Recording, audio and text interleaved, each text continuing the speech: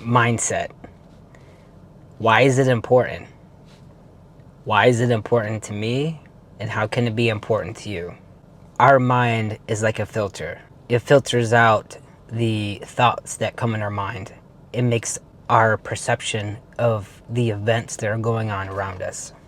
The right mindset is what got me here right now, talking on camera, speaking to you. If I wouldn't have changed my mindset, I wouldn't have got this far. For the past year, I kind of went through a lot. And the way I chose to perceive it is, what is life doing for me? Not so much, bad things are happening to me and I'm just reacting. I had to look at life and say, what can I do to make my situation better? I had to change my mindset to positive. And when you have a more positive mindset, you're more looking for opportunities and solutions. If you have more of a negative mindset, you look for obstacles and limitations. And in my case, I went and I looked at what are the opportunities I have because this happened. And honestly, right now, I feel like I'm in a really good spot, better than I've ever been before. I don't think I would have been here if this particular thing didn't happen. And this particular thing that happened, I can't really speak on it much. It's significant, however, I don't let it control my life. Our thoughts come in and then it can alter our emotional state. So if we're thinking about negative thoughts, of course, if we're thinking about things that happened in the past, we become depressed. If we think about bad things that might happen in the future, then we become really anxious. So our thoughts really determine our emotions. So perception of reality is the first reason why mindset is so important. Number two, it's how resilient you are. How quickly are you able to adapt to your surroundings? Recently, I've done a lot of work to take life as it comes. Not to hope for anything different, not to wish that anything was different, but to take what I have, take what's given to me, and make the most out of it.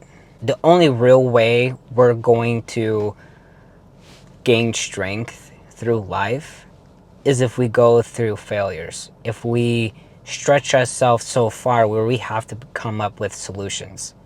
If we walk into the gym and we just standing there inside the gym, just looking at the machine, we're not going to get stronger. We actually have to put our muscles through something pretty strenuous to gain strength. I know for me, the hardest part of getting to the gym is getting there. I love to lift weights, but I know my muscles are going to be sore tomorrow.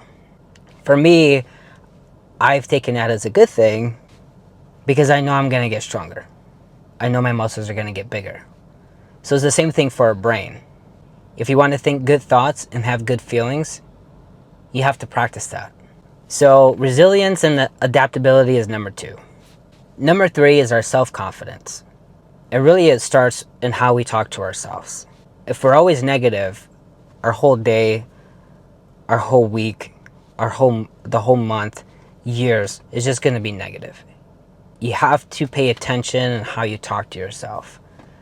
I know for me, it started with writing things down and telling myself that you are capable of doing more than just what life has given you, and kind of trying to erase all the negative things I grew up with, that I was not confident, I was an introvert, I wasn't sociable, I wasn't a morning person, and I really took the time to reverse engineer all of that and say I am a morning person, I like to be sociable, I'm very confident, I'm brave, I'm strong, and it's just playing out in my everyday life. So number three is our self-dialogue, our self-talk.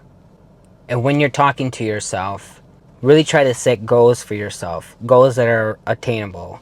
Set small goals that are realistic so that you feel that you're learning and winning every day.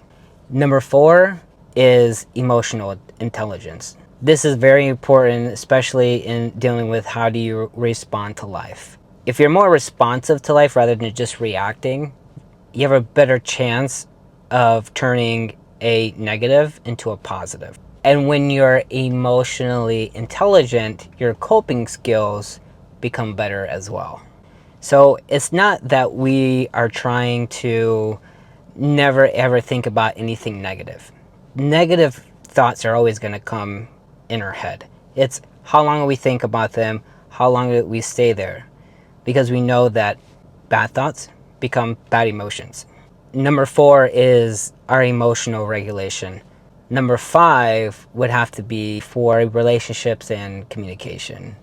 And it doesn't always just have to be about our significant other. It's our family, it's our friends, it's the people that we run into at the store. How do we communicate with what we want? How do we communicate boundaries? How do we communicate how we're feeling? Boundaries are respect for each other. Sometimes it's not always easy, right? When we live with somebody or we work with them, we're trying to make an environment that's peaceful and able to work well with others. So I know for me, I had to really look at my surroundings and say, well, where's my peace? How can I make my environment, my surroundings peaceful, whether that was at work or that was at home? So to sum this all up, failures are teaching points. We learn from our mistakes, we pick ourselves up, and we keep going. Nothing in life is going to change for us unless we believe it will. Everybody can try to motivate you and say, I believe in you. Your friends, your parents, your partner, that's motivation. Inspiration comes from within. And remember, problems are not bad for us. Everything around us is a problem solved. There was a problem, and then there was a solution. This car I'm driving, this hat I'm wearing, this shirt I'm wearing, this seatbelt, this phone that I'm talking into. There was a problem, and we solved them. That's where the happiness comes from, solving problems. In all, positive thinking leads to mental and physical improvements, resilience to life, and stronger relationships. And with this, we're able to have a more fulfilling and rewarding existence. Thanks for watching. My name is Stefano, and I'm a hypnotherapy coach. I like to focus on personal development, mindfulness, and mindset.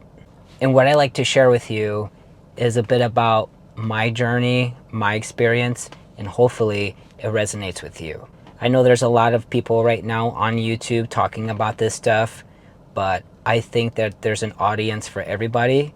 And if anything resonates with you, please feel free to leave a comment, share, and subscribe.